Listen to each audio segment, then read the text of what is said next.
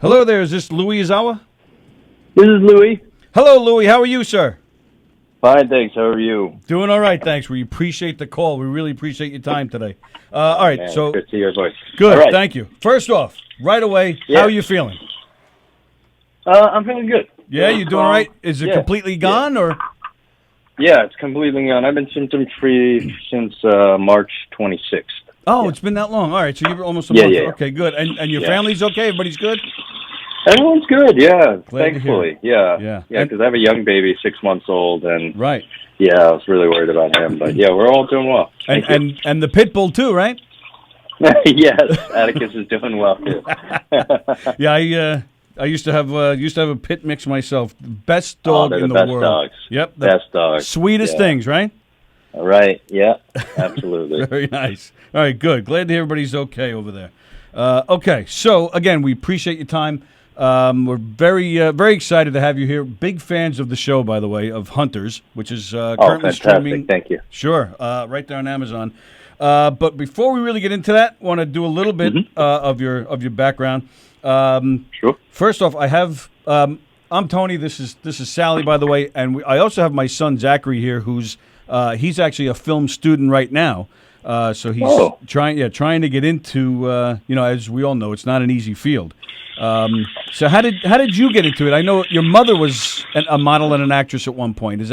Did she help you get into it? She was kind of dabbling in it, but yeah, I mean, she's always been a creative person. She's by trade was a jewelry designer as I was growing up, but worked. So I always had art around me, in my family. Yes. I went to a pretty progressive school as a young kid, and that's kind of how I got my foot in the door initially. I had done a Jell-O pudding commercial with Bill Cosby, and I don't even remember auditioning, to be honest. I was probably 7 or something, and I think the music teacher or the drama teacher at school had recommended me to a casting director, and I think that's how I got cast. Right. Yeah. Yeah. So I grew up in Manhattan, so surrounded by creative types, but nobody in my family, in my immediate family, was a professional actor, and certainly not in America. And so, it was a little hard figuring out. It took me a while. It took a lot of my 20s to figure out how I was going to make a living doing what I do. And I was able. It was the '90s, and there was a lot of commercial money out there, and so initially I started in commercials, but after a while, I started realizing I wasn't booking the kind of work that I really wanted to do, which was, features and television shows. And so I started looking around, and I discovered all these graduate MFA programs, and that's where I discovered Brown. And yeah, the rest is history. I've been out of graduate school since 2006, and yeah, fortunately, I've been working since then. Yeah, absolutely, and that actually takes me right into Hunters here.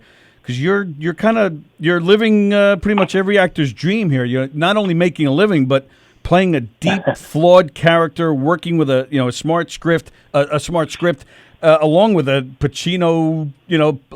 Actually Al Pacino, but that level of an actor. I mean, that's everything you can ask for as an actor, right?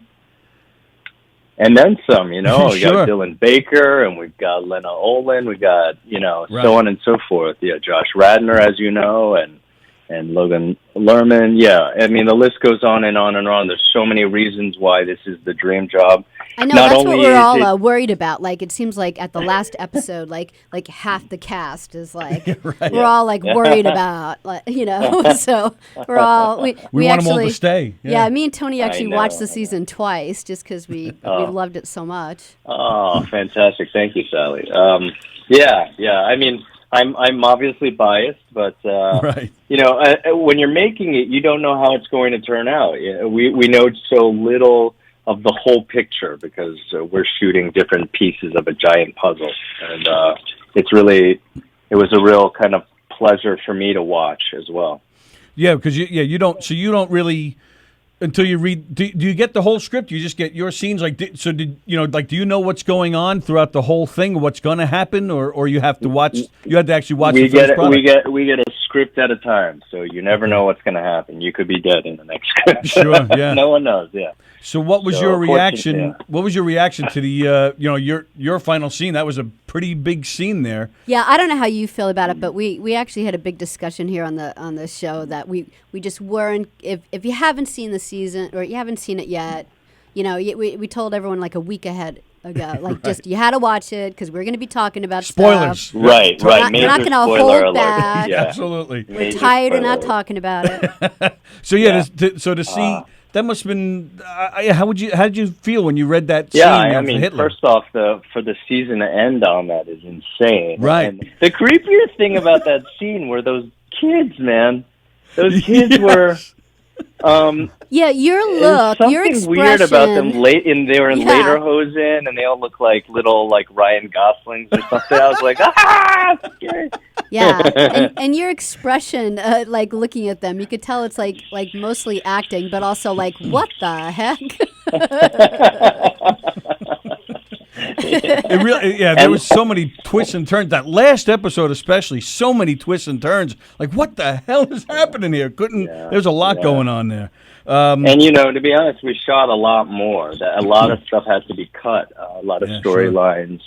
A lot of moments, like entire scene that Roxy and I have, and a whole it seems like a lot of people are kind of leaning that way with Joe and Roxy, huh? yeah.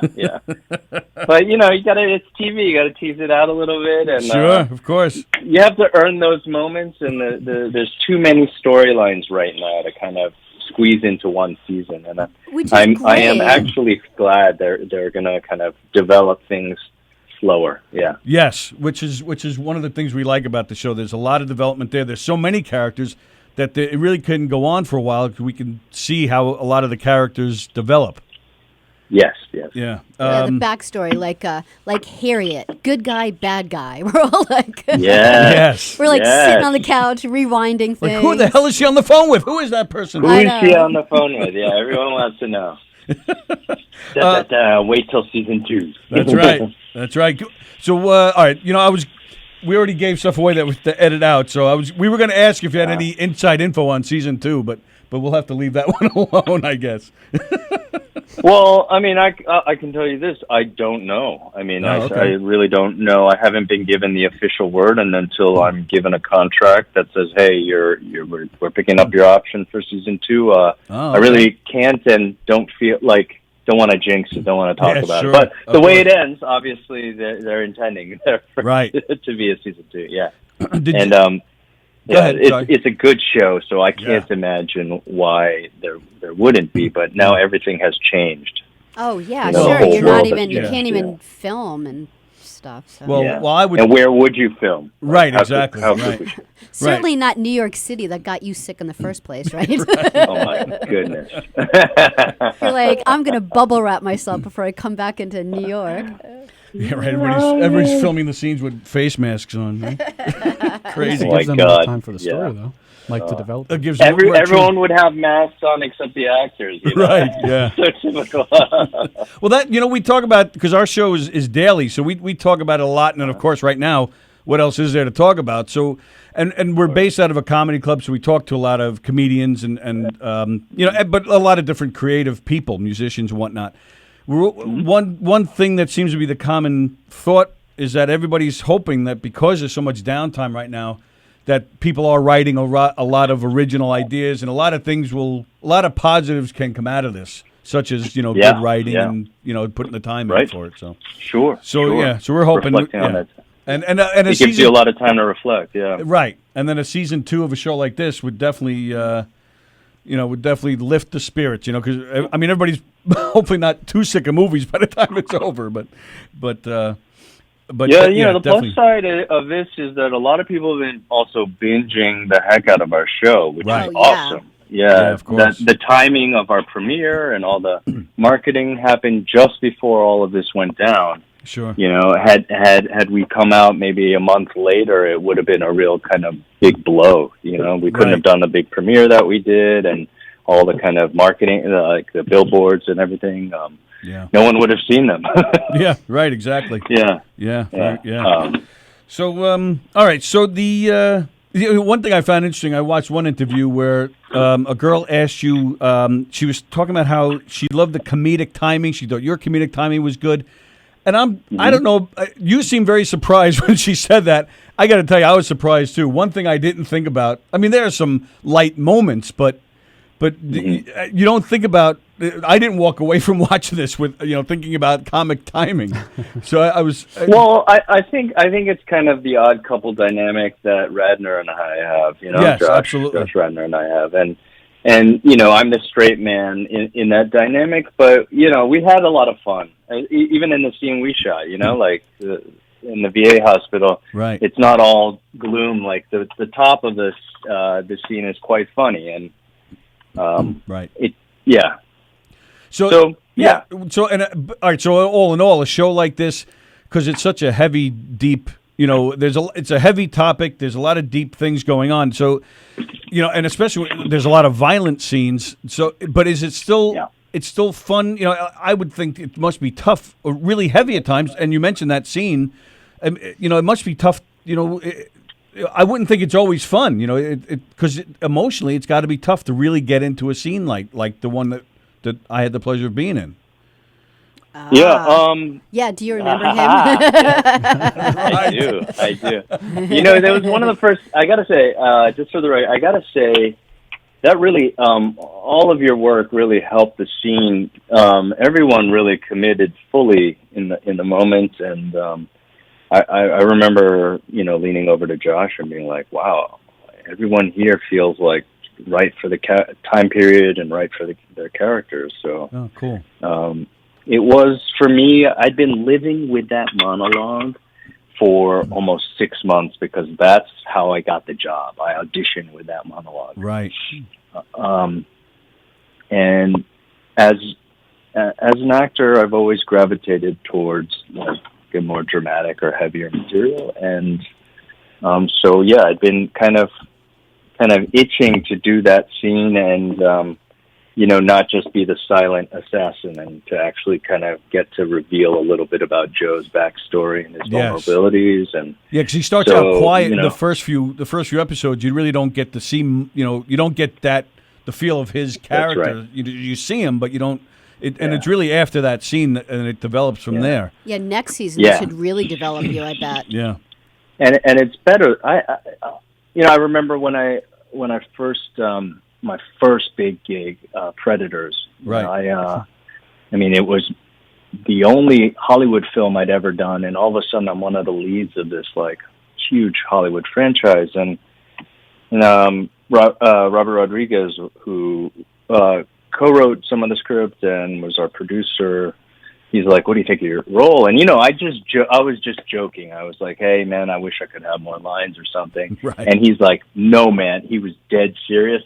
Like as if I was lobbying. I was like, "Oh my God, I just showed up. This is my first gig and he's gonna fire me." He's like he was like looking at me as like, "No man, these are the best kind of roles." Yeah. And he was 100% right. I didn't have to say, I had one line in that entire movie, and it keeps people wanting to know more. They're filling in all the, in their imaginations, they're filling in, oh, what is this guy's, backstory? What is he thinking about in this moment? And it's the power of cinema. It really is. So, everyone in the show fills their certain role, and they oh gosh, I can't say enough about how good everyone is. Anyway, Mindy and Murray, are they definitely off the show? Is everyone off, or is it going to be kind of it doesn't matter if they're I'm or pretty not. sure they Saul, hang around. Maybe Saul hangs around in some flashbacks, but I'm pretty sure he's not coming back. Right. I felt that way about Jonah's grandmother, but she's in every scene, so you never know. That's true. That's true. I don't think you'll see as much of Saul. Yeah, right. Yeah. What was it? And you mentioned talking about Mindy and Murray, and talking about the whole cast, but obviously Pacino gets a lot of the attention. It's his first TV series. He's Al Pacino, of course, but what I found really interesting was Carol Kane. I mean, she's so known as a comedic performer, going back to Taxi and all the various things she's done, but mostly comedic. I've never seen her play such a heavy dramatic role before, and I thought she was fantastic. Yeah. The casting was fantastic. Yeah. Blew me away. I mean, her roots are in more. It's not like she was a stand-up, you know. Well, she true. Was, yeah. So, but you know, she's been nominated for an Academy Award for Hester Street, and came up in that kind of heyday of '70s downtown artists. Was in Dog Day Afternoon with Al. You know, they go back that far. Wow. Yeah. So, what a legendary, what a legend and such a sweetheart to work with. I love Carol. Yeah, I bet. Yeah. I love her. Fantastic. I love her. She's a treasure. Yeah. All right. So when you auditioned with that scene, that's you knew, right, that this was going to be something special, right?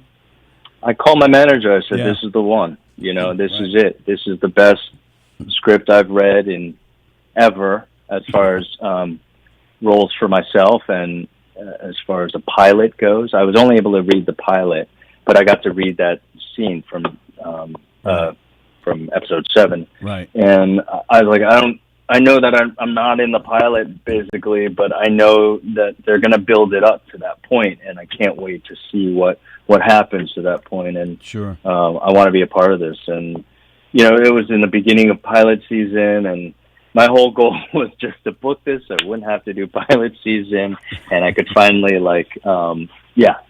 put some money on the table. And, of course, and it happened. Yeah. We have a picture up of you and your beautiful wife. Yeah, you guys. You guys have a film that's been going around the festivals, right? The Translators, right? Well, Translators is a short film that we made, but I'm also more importantly, my wife is the star of Wayne Wang's latest film, and so I actually have a small part in the movie as well, and it's called Coming Home Again, and she went premiered the film in Toronto at the Toronto International Film Festival with the world premiere, and then we did the Asian premiere at the Busan Film Festival. And my wife was 7 months pregnant at the time, and we had our baby in Korea. Oh, wow. Oh, did you have your baby early? Oh, well, almost 2 months early, yeah. So, I know how you feel. My baby was a pound when he was born, but he's totally fine now. What? It must have been scary. Yeah, it was like a 25 weeker. Oh, my God. Yeah, I smell premature baby families a mile away. Yeah. Well, our other son was almost 6 weeks early, and so we'd had experience with, but not like this. And so we were in Korea for almost 2 months, 7 weeks. Yeah, because you can't, you can't take them out of the hospital. They have to do certain things, you know. So That's right. He was in the NICU for 21 days. Wow. Yep. Sorry about that. Is that the film with the two cousins? Right, one comes to the film that you were. Yeah. No. That's my friend Nelson's film. It's called Someone Else. That was a long time ago. But Coming Home Again is new, and it hasn't been distributed. It's a feature length film by Wayne Wang, the director of Smoke and the Joy Luck Club, obviously. Oh, okay, legendary Chinese American filmmaker. Yeah, and it was largely kind of experimental, improvised movie. It's been nice to be able to do kind of different things, like but Hunters is really unique in that I get to do the action, I get to do the drama, and I get to do a little bit of comedy as well. And hopefully, as they seem to be laying down the seeds of a romance. Right, exactly. Yeah. All right. Well, here's the big question. We talked about the scene that we did, and you talked about the how the guys in the room were helping you. I mean, I'd like to know just how much that I inspire you to Tony, you in particular, just looking at your face made me tear up. That one tear in my eye. I get that. Really, that's the reaction I get from most people when they look at my face. Yeah, because acting is reacting. Exactly. And I didn't have to do any work actually. Just had to look in your eyes, and boom. That's great. He had 34 questions for you. Sorry, go ahead. Stanislavski of listening actors. There you go. Good answer. I'll take it. There should be a new Academy Award for that. Yeah, perfect. That's funny. Best listener. And Best listener award. The The best award sitter. for best listener on screen goes. The best sitter with the hat on listener award. Right. Yeah. The best one-legged guy sitting in a wheelchair listening in the back. Done. It's a lock. It's a lock. Yeah. That's great. Okay, so I don't know. I'm not sure. I think, are we good on time? Are we over? I'm not sure what the. Are you good? You tell us if you're. No, I'm good. I'm good? Yeah. Do you have anything coming up that you'd like to talk about? Well, I mean, yes, translators. I hope that we're trying to find a home for it right now. It's just a short film. It's my directorial debut. Nice. And it was a film I made with my wife, Jackie Chung, and Bernie White from who's my colleague on Kidding, and also famous. You'll probably know him from Silicon Valley. Yep. But yeah, so it's the three of us, and it's a bit of a comedy and a little bit of a kind of within the sci-fi genre. I don't want to tell too much about it, but it's about new parents that are having a really rough time. Not unlike my life right now. I know. When Tony was saying, I bet you can reflect back and write during this time, and I'm thinking he's got a 5-month-old and a 5-year-old. There's no reflection in that house right now. Between one of them like constantly crying and the other one constantly asking me questions and asking me to play with them and having to homeschool that. Oh my God! I feel like right now I'm putting groceries away, like produce away. Like I feel like I cook all day long. Like just like my wife is on baby duty and I cook just all day long. It's endless. I'm done cooking, we're done eating, and now I'm preparing the next meal. It's like Groundhog's Day over and over and over again. That's what we're doing is watching Netflix and eating. That's it. Never ends. But here's the thing. Late at night, what I do is binge the heck out of Tiger King. I'm kidding. Oh, come on. Really? You're so weird. No.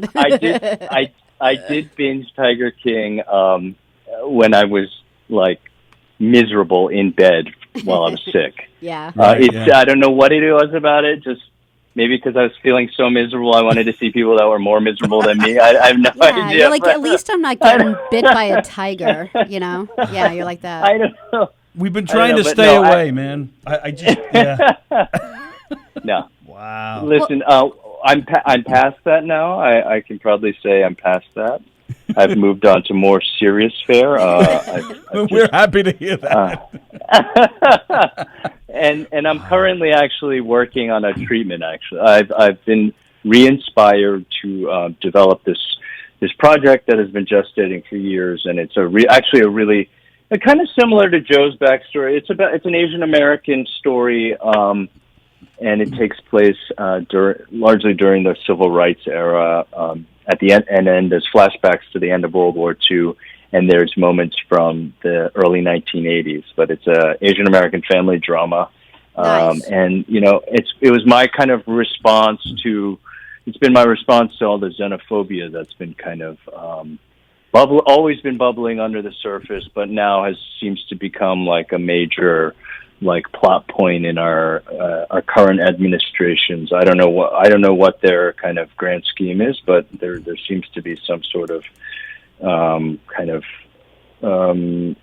popularization of scapegoating Asians and Asian Americans right now, and so I read an interview. I read an interview with you where you touched upon this a little bit, where you feel characters like Joe help kill those stereotypes, because Joe, I mean, his name is just Joe. That's just your average name, and he doesn't have an accent, right. And he's your all-American guy, and so you really feel a role like that helps kill stereotypes? I don't know if it kills, but it seeps into the consciousness of the viewer, right? All these kind of things are subconscious, there are subconscious biases that we have. And if you only see Asian faces on screen that are either doing kung fu or speaking in a Chinese or Japanese or whatever accent, and believe me, there was a time where I couldn't make my reel because 75%, no, 85% of my roles were in an accent, and my agent was like, "People just think you're Asian, like we have to have more roles." You have to do both. So yeah.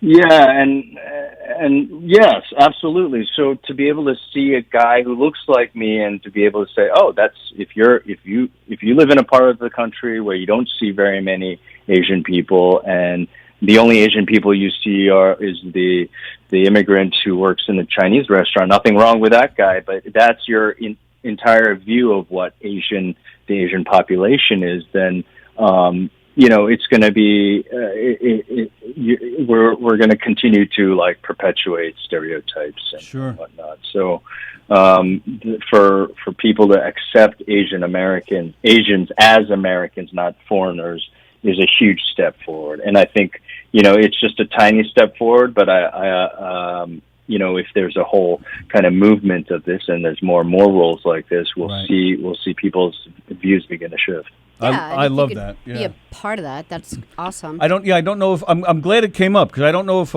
the viewers I don't know if a lot of viewers realized things like that. So I think it's great to have that. Well, they're not supposed to realize it. They're just supposed to you're just supposed to put it out there, and then it becomes just normal. It should be normal already. Yeah. It's unfortunate that you have to do that. Right. It shouldn't hey, now we're gonna have an Asian person. It should just be normal. But it takes time. It does. It really takes time, because as far as, all the kind of minorities in this country go, we're so far behind black cinema and black media, for instance, Asian Americans. But black people have been here as long as white people, so it's crazy that they're not accepted as just part of the kind of mainstream, and now, but we have guys that have won Academy Awards. We have major bona fide TV and movie stars that are black. We don't yet have that as Asian Americans, and so we still have a long way to go in that respect. So even in the comedic world, there's really very few Asian stand-up comics, and that's crazy. Everyone should just be able to do that. Well, it's dope that with the streaming, though, because Ali Wong is really, what she did and what they've been doing on Netflix with Aziz Ansari and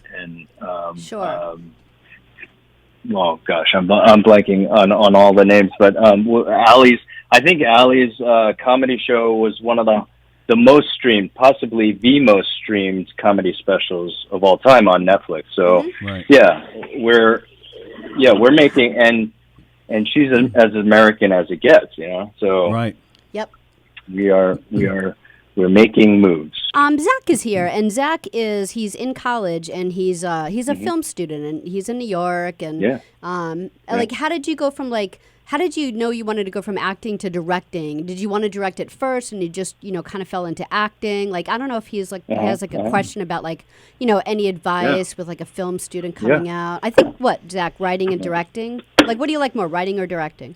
I don't know. I kind of just always associate the two as one. I want to do both. Okay. And I also want to do acting as well. Okay. There you go. So do you have any questions for him? Right. I guess all I wanted to really ask is if there's any advice that I could get from you. Yeah. Well, you make your own stuff. Keep writing. Keep directing. It's I don't know if you're familiar with the Safdie brothers movies, if you saw Uncut Gems, but that movie took 15 years to make. Wow. Yeah, I heard Wow.